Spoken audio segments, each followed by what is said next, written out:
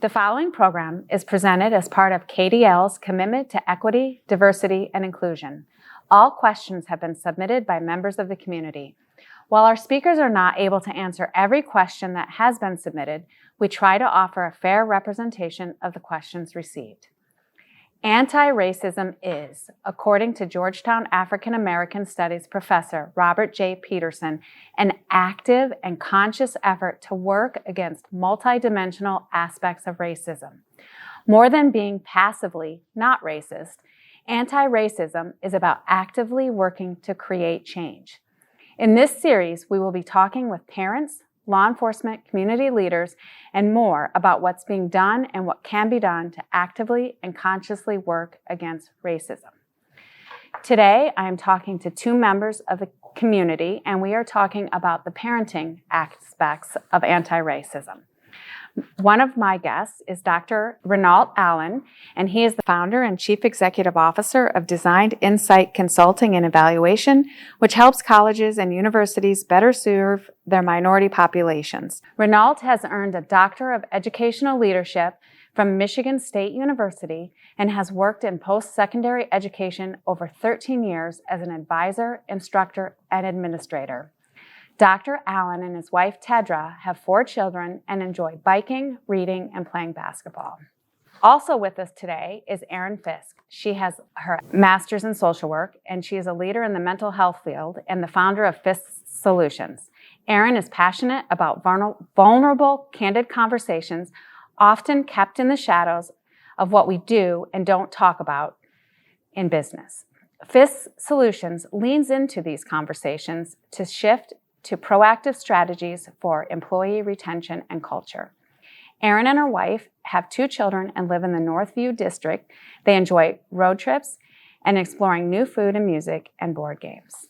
And my name is Kathy, and I am a branch librarian at the Plainfield branch of Kent District Libraries, and I'm excited to start with our first question from the community. How specific should parents be on topics related to racism, and at what age? And how direct should we be in answering questions if the answer might be disturbing? Thank you, Kathy.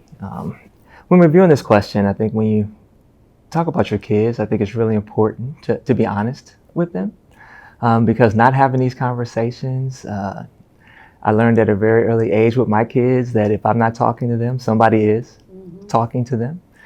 Kids are generally very observant, and so if you maybe have family members who may not espouse to the same values as doing, they're talking about different things, they're gonna pick up on that.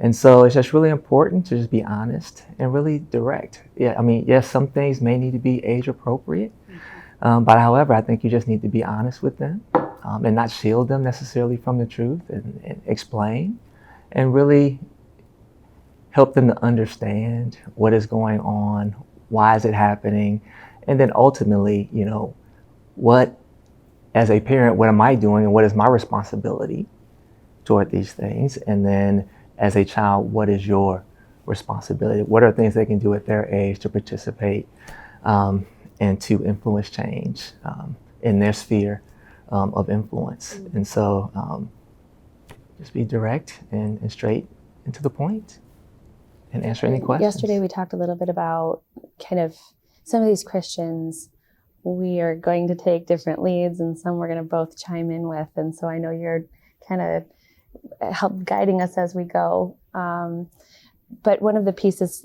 I wanted to contribute here had to do with 2 parts. One, the Institute for Healing Racism that I'm a part of at the Grand Rapids Chamber of Commerce. I'm honored to be in that space. It's an amazing program if people are interested in learning more and exploring the ways that they can become better anti-racists. But there's a specific portion there where we talk about how old children are when they start learning about the differences between races and taking in information like what you were saying from friends or family members, where if they're not having intentional conversations, there's a really great video we show that's an interview with Anderson Cooper going into schools and asking kids, you know, how do you think your parents would feel if you brought someone home who was Black, asking a white child that? And they're saying, oh, I don't think that they would like that very much. And so then asking them more, is that something your family's talked about? No, but I just don't see them spending time with anyone who looks like that, so I don't think they'd want me to either. So these observations, to your point, are being noticed really young. The other part that we'd talked about when we were planning for this, about this conversation, is the privilege of not having these discussions if we have a background in history and culture that's benefited from being in positions of power, and acknowledging that these are conversations and truths that are known generationally for people of color in this country. And so when we're considering, you know, what do we share with our kids if it's upsetting, you know, that's us leaning into the privilege of saying, well, it's uncomfortable for us, so we don't want to have to talk about it, and really not stepping into the space to acknowledge that this is our country's history, and the people that we work with and love and care about and are friends with don't have that same opportunity. These are things that they can talk about really openly with their families to help protect them, and also to help guide children to make great choices going forward into the future and be the best version of themselves. So I think equipping all children with that same level of knowledge really helps prepare them for their future, to step into the real world, to engage with lots of different people. Yes.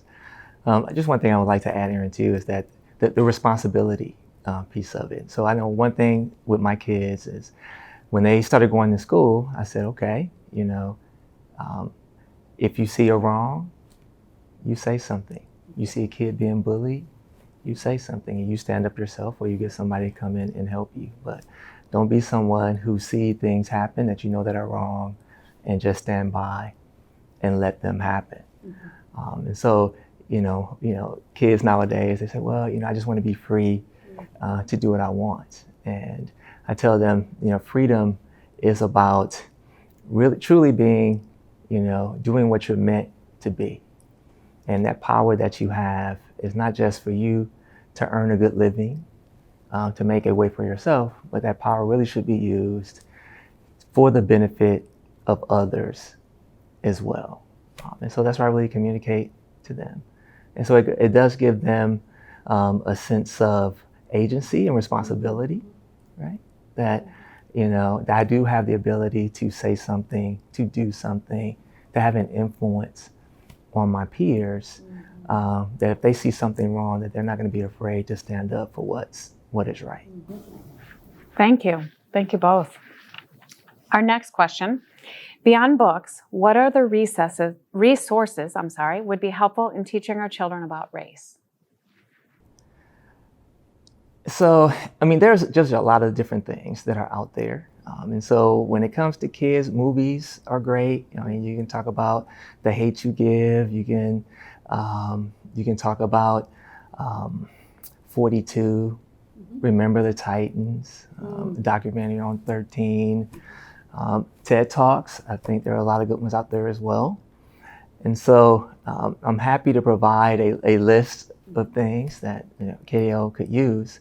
And so, yes, it is important to use those resources, but I really feel what's even more important is the conversation that you have after we watch those movies, after we watch those TED Talks.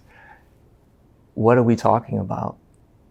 And then after that, again, going back to responsibility, what are things that we can do to make a difference or make a change into the system that we have here that is not, doesn't benefit everyone, especially people of color.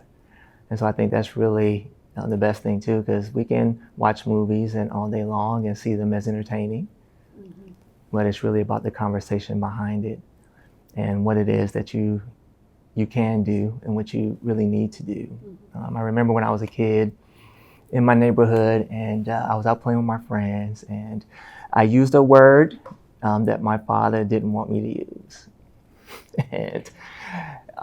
And so he brought me in the house and he had just a conversation about, hey, do you know what the meaning of that word is? And do you know where it came from? And at that point, you know, I watched a lot of documentaries surrounding the civil rights movement and a lot of other things too. And he told me that a lot of people sacrificed a lot to get to where I am. And I had a responsibility to carry that on, to be the best person I could be, to do the right thing, to get to a place where I can have influence and impact people in a very, very positive way. And I just want to encourage other people to do the same. Again, let's talk about these resources. Let's talk about the history. Let's talk about our responsibility. And then what are going to be some of those action steps that we can do to When really you make an mention our impact or history, difference? it kind of leaned nicely into the contribution that I had is this show on Netflix that my daughter is in love with right now that's called Who Was? And it's funny. My daughter is precocious in all of the ways that an 8-year-old can be, and has a great vocabulary. So she says things like, "Mom, it's like I'm learning, but I don't even feel like I'm learning."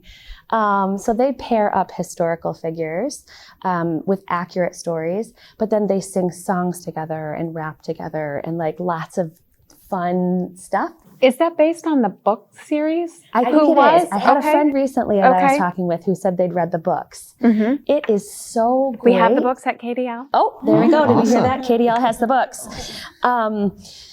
So that's really great because it's something accessible when they are consuming media. And I love that she's watching that instead of watching like YouTube videos on slime, which is her other go-to. So I think that when we're talking about the conversation after, like you were saying, it's really helpful to point out to kids in some ways race in the show, right? Because kids, we were saying last night, want to ride their bike together. They want to hang out together. So when they think about race and racism and struggle, they often aren't thinking about their best friends and their schoolmates because they may not see them, right? Depending on where they are in that growth spectrum as being a person of color. They see that comes with time and influence. And so I've found that it's helpful in connecting with both of my children when we're talking about things that are happening in the world or media, to talk about that person's qualities and characteristics that you like. So in some ways, recognizing and acknowledging, pointing out, they were very kind, they were very helpful, they were a great leader, they were a hero. And then also bringing forward, like, can we also talk about the fact that they're Native American, that they're African American, that can be helpful for them to have points of reference to solidify in them like, oh, sure, I know lots of people of color. I know, depending on their age, like Tiana, Moana, like Aladdin, I know, and recognize them for the wholeness of who they are and their positive qualities. So it doesn't feel so much like othering, and it feels more like an inclusive conversation. So that kind of leads nicely into my next question. As a white parent, how can I encourage friendships with BIPOC children without it being artificial, especially when we live in a white neighborhood and the schools are mostly white?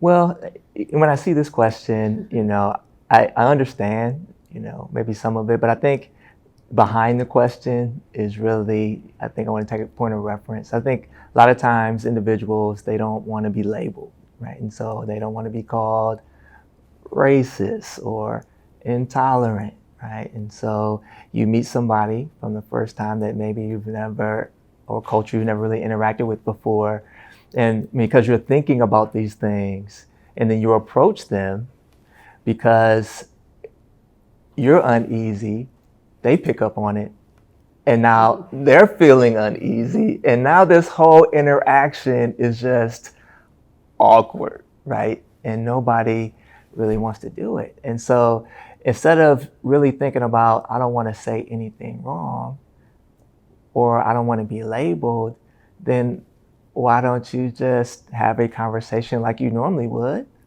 if somebody who looked like you moved into your neighborhood and you greeted them? Mm-hmm. You would probably say something like, hey, welcome to the neighborhood. Glad you're here. Where are you from?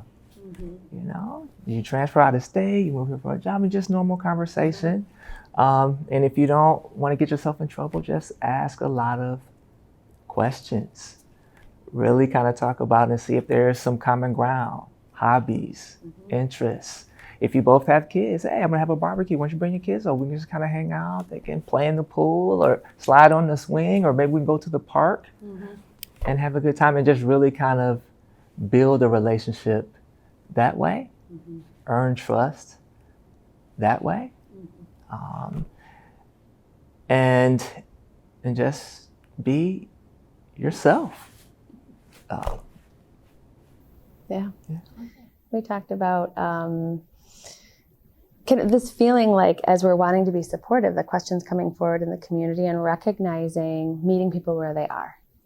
That this is a real question that the community is wondering on. I think you did a nice job highlighting like some of the concern that can drive the question. I think that parents can also look at who they're spending time with and what that looks like as far as a racial mix, to be able to normalize for younger kids, like people of all colors and backgrounds are welcome here. And we don't say it on a sign in the front yard. We also bring people into our home and we go into their home and we spend time together. So as adults, who are you spending time with? What parks are you taking kids to? Like, it's no secret that some parts of Grand Rapids have more racial diversity than others. So parks are parks to kids, right? Like, they have slides and swings and, ball fields. So I realize sometimes we go where it's convenient, and then that over time can become somewhat of an excuse. If this is the value we want, then lean into, we're going to explore different parks. And I would bet those kids will go run off very quickly and hang out and play basketball or swing or slide baseball together with other kids. And then you have this chance, if there are parents there, depending on the age of the kids. Hey, how's it going? It looks like our kids really get along. How's your day going? With some of what you're saying that's natural. I think that kids biologically are wired to look to their parents to learn, how do we survive this world? What does adulting look like? I will emulate what you do because, again, biologically, I want to get it right and live a long, healthy, full life. And so you're going to show me who to spend time with, what to say, what to do. And I think parents really can make a great impact on their kids' friends if they were willing to also step into those spaces. Great answer. Thank you both. How can I explain, and again, these questions are from the community, they're not my own. How can I explain to my teenager that reverse racism doesn't exist? I love that you offered the qualifier at the beginning of the question, because when we were talking about it too, Renoulte, like, you can take that one. And I felt the same way. And it is very real, and it's an important conversation to have. So I found, and I'll send to you as part of the media packet that maybe we send afterward for resources and things. Yes, I am. Well, this has recently been called a geriatric millennial, if you haven't heard the news yet. Okay. Yep. Geriatric. And I'm usually called a boomer, and I'm not, so. And I am on TikTok. And there's a great amount of content there depending on where you look. Like, again, what you're looking for, you'll find. But I found a great story that someone had done that really consolidated this topic. Okay. And it references anything that ends in ism. Anything that ends in ism has to do with othering. Us compared to them, the others. So if you think of communism, socialism, capitalism, racism, Liberalism. so many different parts of our society is us versus them. Racism is a concept that's rooted in power and authority and systems of have versus have not. And while we continue to live in a space where the majority of people who have the most wealth in our country are not people of color, the ism is only toward people of color. Now, what I think that this parent may find also addresses what they're wanting to talk to their teenager about is prejudice. So prejudice is rooted in bias. And prejudice is something that we can have across all races and intersectionalities. So I'm a woman, I'm married to a woman, I'm a certain age, I'm white, I'm these different things. There can be prejudice against any or multiple intersections of my identity from anyone else. So if we're wanting to describe the ways that white teenager may feel that they're receiving bias, that they're feeling like it's an unfair bias toward them, then they would want to speak into and learn more about prejudice. Racism is only something held by those in power toward those in not. Okay. That's a great answer. Thank you. Did you have something else? Oh, no, not at all. It looked like you did. Excellent job. Oh, thanks. My next question, are affirmative action laws still necessary? That's a loaded question. That was an interesting question. And so when me and Erin discussed this question, I told her, to be honest with you, I do not like affirmative action.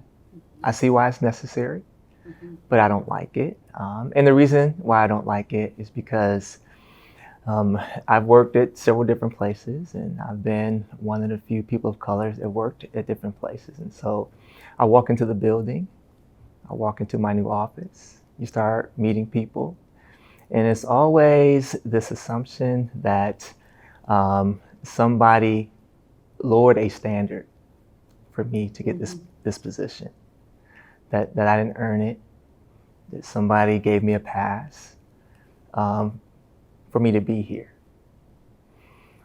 And as a result of that, I have to spend a lot of time earning, people's respect. And I know how differently that I'm being treated from other individuals who are new hires who come into the office and have the same experience. And they don't have to work as hard to gain that same level of respect.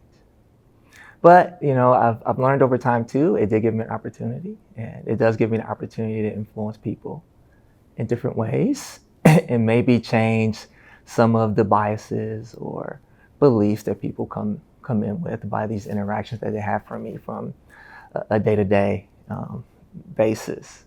And so Erin did encourage me to tell a story. Tell the story. About, it's so good. About a situation I found myself in. So if you're comfortable. Yeah, I am. And so I remember went to Grand Valley, and I earned an academic scholarship to go to Grand Valley.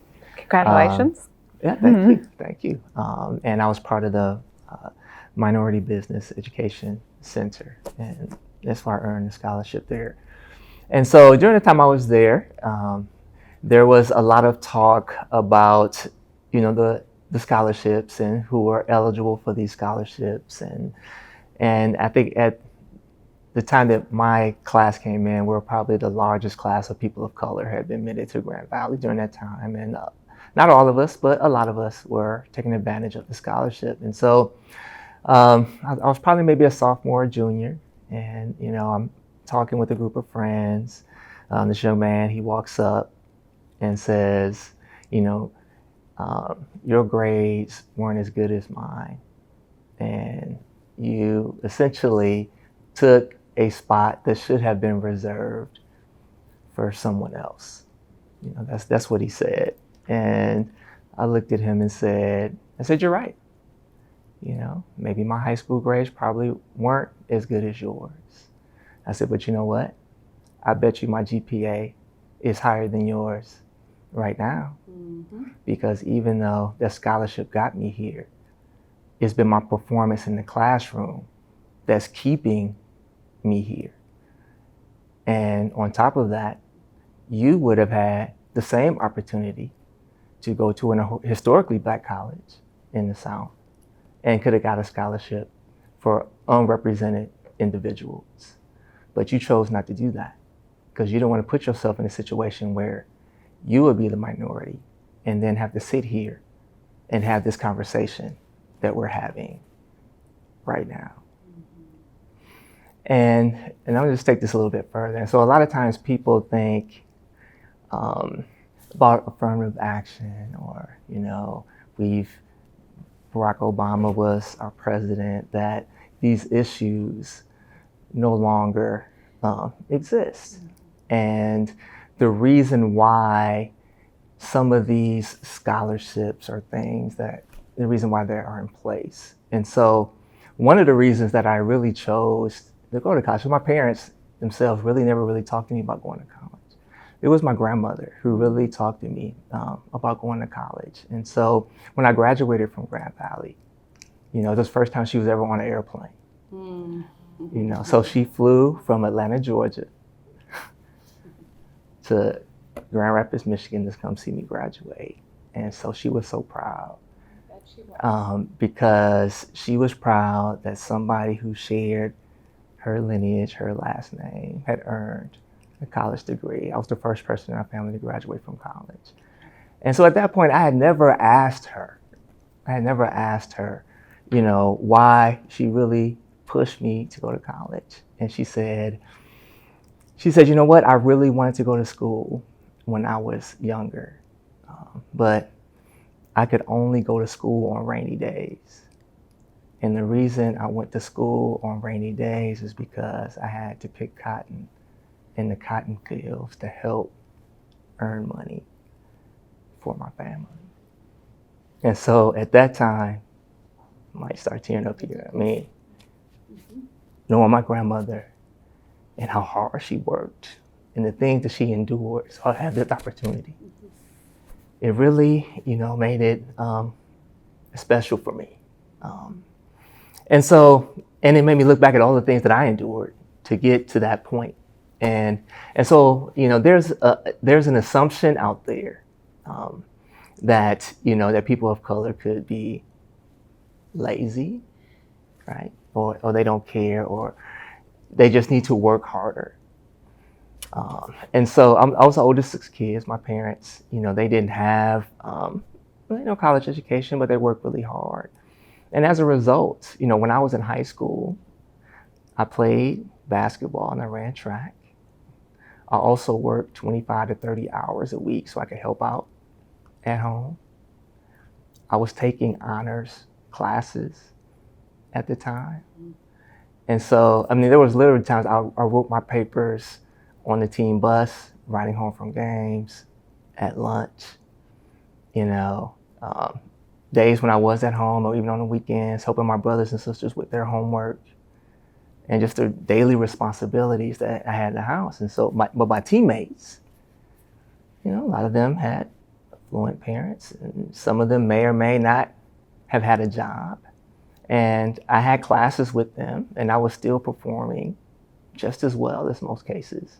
And that's when I really knew I could go to college. And so, and I just want to put this out there. So the reason my GPA was probably not as high as it would have been is because all the responsibility I had to hold. I'm so glad you circled back to that, because that's what I thought immediately.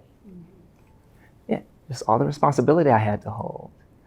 And so a lot of times, you know, either in, you know, high schools or things, people really don't think about, you know, so like my parents, they never went to parent-teacher conferences. And so, you know, my teachers could have took that as that my parents don't care about my education. But, you know, the one section of town I lived in was so, it was so bad that it got robbed. It was a bad neighborhood. We got robbed a lot. And so I remember my dad at one point, like, we got to get out of here. And so he did whatever he could to get us out of there. And so it wasn't, you know, it was just a better part of a bad area, but still better. And as a result of that, you know, so my dad worked at the airport for a catering company. And so he worked every day from 3 a.m. to 3 p.m. And my mom worked, she was a stay-at-home mom until this all occurred. And she worked from 4 p.m. to midnight to make sure that we have food on the table, that we can stay on this side of town so we can eventually have the opportunities that, you know, me and my brothers were able to have. But a lot of times people don't know these things, and then they make these assumptions about why people are not showing up or why people are not communicating. And so I just want to just really put that out there. It is really important to ask questions, to learn people's stories, and really see where they're coming from and what challenges they may have, and really putting doing the best that you can to give them the resources and assistance that they need, to give them the opportunity to be in a better place than they maybe are right now. Thank you for sharing that deeply personal story, because I think that is the message we're trying to get to our listeners today. Is it also fair to say, I guess, what's your thought on this? Sometimes you just shared so much depth and vulnerability that I'm not going to share today, right? That this isn't about my story as two adults sitting across from each other, that there can be like a pressure for people of color to share their pain, for white people to learn from, to have their eyes be open. That is this phrase of racial battle fatigue, of continuing to be vulnerable and having the burden on your vulnerability to be able to open people's eyes, as opposed to coming in with the benefit of the doubt. You have a story that's complicated that I want to empathize, but will never understand and be partners with you. It's, all right, so this doesn't take just a whole nother thing. And so I think it's, yes, I mean, it can be, battle fatigue. And so I'll say just a couple of things. So because of, where I went to elementary school, where I went to middle school, where I went to high school, and I'll just share a brief thing. So when I was in elementary school, predominantly, African-American, neighborhood. And so when I got into 6th grade, I was supposed to go to this particular middle school. And so my mother had found out that in this particular educational system, that only 10% of the Black males actually graduated from this particular school district. And so she decided, my grandparents, who lived probably maybe 5 to 7 miles away, it was a better area. And so at that point, she decided she went to the DMV, changed her address to my grandmother's address. And I went to go live with my grandparents for a couple of years. And so as a result of that school was probably more half and half. And so got all A's through elementary school, get to 7th grade, get to English class.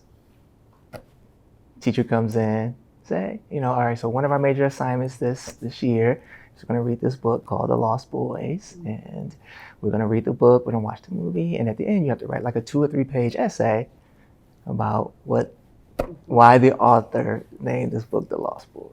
And he's using words like hyperbole and metaphors, and he might as well have been speaking a foreign language, because I was like, I don't even know what you're talking about. And as a result of that, so I struggled really hard just to get C's and D's as a result. Then went to another high school, just a very different experience, and just learned a lot of different things. And so, which put me in position to be able to go to Grand Valley and even earn that scholarship from just that educational standpoint. So when I went to this high school, and I was nervous about going to this majority high school, and my mom, she sat me down and she said, I understand that you're nervous, and she said, in every race, there are good people and there are bad people. And so why don't you just take each individual as they come? You will find out their character, and then you will understand kind of where they are. And then on top of that, going back to what you said about that burden, she said you're going to meet people who know exactly what they're doing, know exactly what they're saying, and they are trying to be cruel, mean, demeaning, dismissive. And you're gonna meet some people who are curious and have questions and be open to answer those questions and share those experiences, and use that opportunity, not so much for people necessarily to understand your story, but really use that opportunity that the next time that they see somebody who looks like you, that they will be more open to ask questions and be a little bit less biased and really see them for the person that they are and the story that they may have, and not just make assumptions or buy into stereotypes because of what they look like or what they perceive. And so I've really taken the opportunity to do that. And I've had these conversations a lot. And I didn't be honest with you, the reason that is probably not as hard is my parents always told me to always forgive. Forgive, and to always to be a person who just trust, just be open to trust people first, and not so be quick to see the bad in a person, but really kind of see the good, and that we all have positive and negative traits, and we're all trying to do the best that we can to love our families, to make a difference, and to make a better community. Thank you. Okay, on to our next question. How can I support organizations led by BIPOC without taking up space?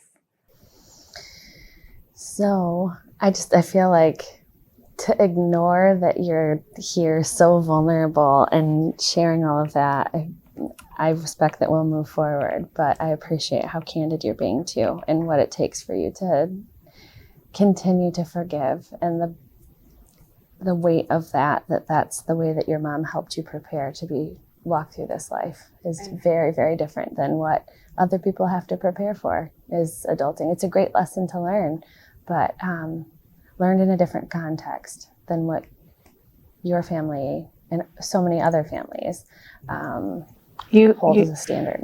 Yeah. To Erin's point, you had so much more work just walking out your front door, even by your own parents giving you these responsibilities, than I certainly did.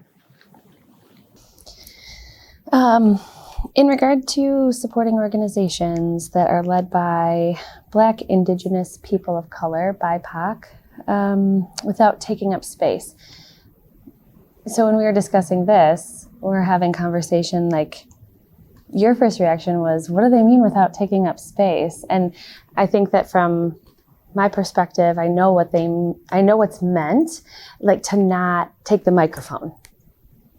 And so taking up space and not taking up space, use your power, take up space. But I hear what they're saying too is without dominating or taking over or making it be about them. So a great way to be able to do this that's practical is leveraging your social media, just as one of many different ways.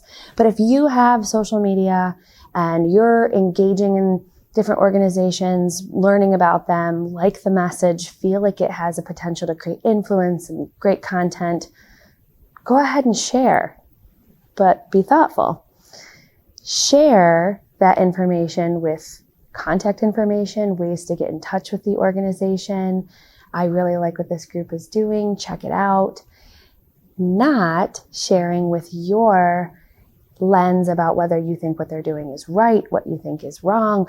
This is not an organization for you or about you, but it is a space for people to learn. So I think it's important to keep in mind who's benefiting from the post or the way that I share this information, and is the presence in the way that I'm sharing it keeping aligned with what the group is, their mission and their vision and values is really intended for. I think it's really important to show up. I think it's helpful to acknowledge there's a time and a place, And I think that all the way back to what you were saying about candidness and building real relationships, connect with the leaders of the group. Is this a space that would feel comfortable for me to join and be in person? How can I show support? Ask lots of questions, like you were saying before too. Because I think, and this is a question that I appreciate, is perhaps steps into the anti-racism journey to recognize that there's a time and place, and there are some spaces where people who aren't Black, Indigenous, people of color aren't necessarily the target customer or welcome, because it's not as safe anymore once the presence of a white person enters the room. And that's a fact. That's the way that it is. Like it or don't, that can be something that people think on and sit with. So asking and asking, going in without an expectation that you're not doing a courtesy to ask and expect the answer to be yes. Truly ask, being receptive that the answer may be yes or no. Be gracious, accept the answer, and move on with your day. Right? I think that there is a space where people think they would make that call and everything would be okay, but people in majority culture aren't used to being told no. And so go into it knowing that you very well could be told no, and that's exactly what you need to hear. And move about your day, because there are so many other places you can go that you would never be told no. Appreciate that. And let it be, because white people don't need to be in all spaces. Okay, excellent points. The next few questions have more to do with education in schools. And so first off, I'd like to ask, how can I encourage my school to recruit and hire more Black teachers? I think recruiting teachers of color is one question. I think you really need to really think about, is your organization, your school system, does it have a culture that is receptive of people of color in the building, where people don't feel as though they have to change so much who they are or suppress who they are to be able to fit in some of these here at your school, and really think about that. And so I think a lot of it too is, when we talk about recruitment, I think culture is very important, because if you recruit people and they feel like they're not treated well, then they're probably going to leave. And so I think that's really one thing you really want to consider. And I think you need to be intentional about, where are you looking? Where are you looking? And be honest with yourself. The places that we normally get our teachers from, are they institutions that generally have people of color in their programs, right? So you have to really be intentional about that. And if you don't know, ask. Mm-hmm.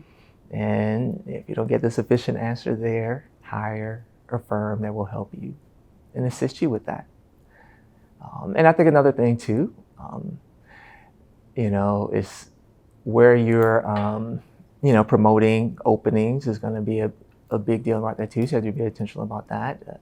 But I really want to encourage, if you're really, really interested in having more people of color or teachers in your building, then I think it's really important that when your next assistant principal position is open, or principal position, or assistant superintendent or superintendent position is open, then hire somebody who is a person of color and give them authority to run an excellent school system. And they will make sure that there are diversity in their buildings, and they will make sure and help in having a culture that's receptive in that manner, and support them when they have initiatives that they want to bring forth to have a place where everybody learns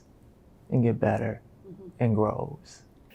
What do we do to ask our teachers to help create that culture maybe from scratch, or encourage a culture where everyone truly is welcome? Well, I think part of it is, all right, let's look at your lesson plans. When we're teaching about different things, is it representative of not so much the area for which you live, but the country at large? You know, do we have representations of people of color in a positive light who have been heroes, who have done inventions and all those kinds of things, and that is not limited to, Black History Month, for example. That these are things that we're really being intentional about every day to do those types of things, and so it's just really being intentional, being aware, and just making a conscious decision that this is something we're going to do, and put things in place to make sure that it happens in every single classroom. Okay, I think that's great answers. How can we get more educators on board with anti-racism and away from the idea of colorblindness? So I think that this nicely connects with the question before it. And I think there is a lot of pressure on educators, on teachers. And I think that I understand that systemically that's how it's been designed and operated in the past. I think that there are a lot of parents and families with a lot of voices that can make great change happen, setting meetings with the superintendent, the school board, the principal, volunteering in the classroom. Our teachers have had such an incredible year, and historically years before, and are responsible for teaching the future of our country. And so how can we support them to carry some of the load? And so that would be one area that I really want us to emphasize and take inventory on. Are we waiting for the school to have the energy and resources to change? Or we have busy lives too. Great, we're all busy. So what are we going to do about it? How do we divide up the work and show up to support our teachers and our educators? Colorblindness isn't real. I can see clearly your skin is different. Like I can see the colors on the flag are different behind you and your shirt is different. I have the ability to see color. I think the intention is, well, everybody's the same, but they're not for a lot of reasons, including your vulnerability you shared today and so many people like you. Right, you're exceptional as a friend and a person. And there are so many stories of people that have gone through similar things that what you've gone through. You're the person today sitting here, not a spokesperson of people of color, being the person with the story. And so I think that we can help dismantle colorblindness by doing exactly what you were talking about with history and heroes and inventors, looking for examples in our supplements to our education. Take a look at your child's textbook. Take inventory on how many people are spoken of in that textbook that are not white. Now, there are some of the most amazing inventions that we use today that no one knows what the person's race is, which is interesting to me. But yet we know Einstein's white, right? So how do you bring forward this education so that kids can be thankful for the person who created the first vaccine amidst the time that we're in right now and recognize it's a person of color? So I think that while the intention may be that we want to treat everyone with compassion, kindness, forgiveness, that is possible, and recognizing different backgrounds, stories, and struggle. They are not mutually exclusive. We can have both be true at the same time. I think then taking the conversation further for older groups and kids and parents at home, why do you think to the kids that these faces and names aren't in textbooks? What is it that you feel? Ask questions of your kids. Learn. They're amazing, right? They're amazing, and they know so much more than we think. All the way back to your very first point that if we're not talking to them, somebody is. So they have great ideas on these things. Let's create safety and conversation with kids.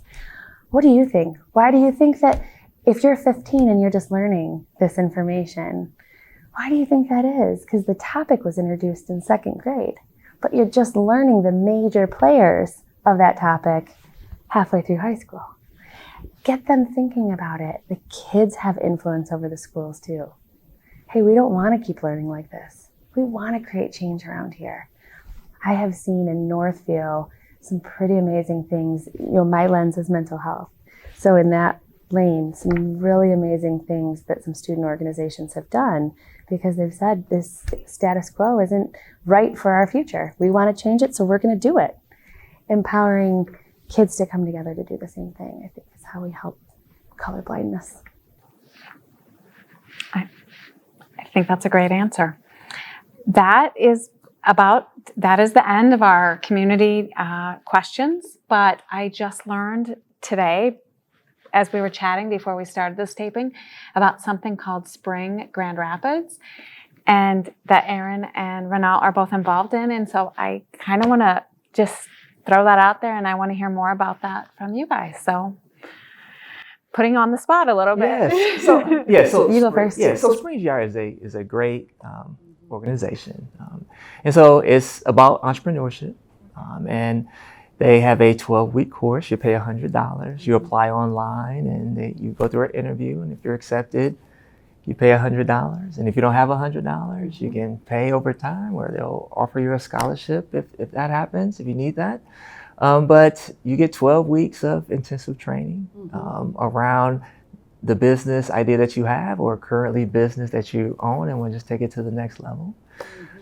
They do give an opportunity at the end for a pitch competition that you can participate in, have potential to win some money as a result of that, even though that is a good thing. But I think the bigger result of that is that you actually have a plan that you can go out into the community and start your business. And also, they pair you with a coach that you can work with up to 2 years that will help you continue to develop your business and connect you to resources when you need them to answer your questions, all for $100. And so I don't know, I mean, there's a lot of things you can do with $100, but I don't know how much education, support that you can get over a 2-year period for $100 to really to get your business idea off the ground and running. So, yeah, I'm currently wrapping up Spring GR, and I think a lot of us in the reflections that we've been having lately about what we got out of Spring GR, because what year did you graduate? Oh, let's see here. It was the September of December of 19. So I went the fall, September, December of 2019 is when I went through. And I'm guessing from what I've heard from the coaches, the classes are all pretty similar in the way that we build so much camaraderie around the entrepreneurial experience. And class is focused on getting your financials in order, knowing your target customer, these pieces of entrepreneurship that we go through to build a solid business plan. But the relationships that are built are real. We have a group of, what's up, Ishlal and Damien? We have our little core group, and it is a lifetime, like it almost feels like a fraternity sorority space. And in that same way, when you graduate, you have to go through all of the gates to graduate with requirements on your field work and the coursework that you do. And you're supported every step of the way. But then you get access to this network of graduates. And that's through Facebook. You can only be let into this secret society if you graduate. And the value of that group of people, and some people in our community who have done some of the most amazing things that folks know as this mogul, this successful person, started at Spring GR. So I think it's just a really neat community to be a part of if you're a minority. Generally is who is accepted into the group. Minority status can be female as minority. The majority of people who are in the group are people of color. Coaches are all people of color, except a few. And so to be in that space too is just, it's pretty amazing for my friends who aren't white and for myself who is white to be able to share that space in GR, to be able to be partnering and working together. So my pitch competition was the other day, and I got first runner up to Damien because his business model deserved 100% to win. And we have graduation coming up. It's just it's one of those things that you could talk about all day, and until someone goes through it, you just don't understand how good it is until you're in it. Would you agree? I would agree. It's great. You do build a lot of relationships and camaraderie. And how Erin met was through a mutual connection there as well. And so I think they do a great job. Arlene, Ata, Chris. Jalen. Yeah, Jalen. Nancy. Yeah, they do a great job. Bridget, please. And I shouldn't start naming names. Gonna start forgetting people. We're gonna forget they know. someone. Yeah, I know. They and love all us. of you that we forgot that we care about too. Just know that we love all of you. Yes, Yes. we love all of you. And so they've been a big support. And so yeah, if you're interested in entrepreneurship, please sign up. You will not regret it one bit. I think they're starting interviews in July. The next course, Tierra was saying, starts just after Labor Day. So you have some time to record your video and go through interview and all that stuff. Thanks for giving us the chance to talk about it. I thought it sounded amazing, and I thought somebody watching might be the perfect fit for them. So I really want to thank you both for coming today. And you gave me a lot to think about, and hopefully the people watching, our patrons of Kent District Library, a lot to think about, and things I can work on my journey, and I really appreciate both of you. So thank you. Thank you.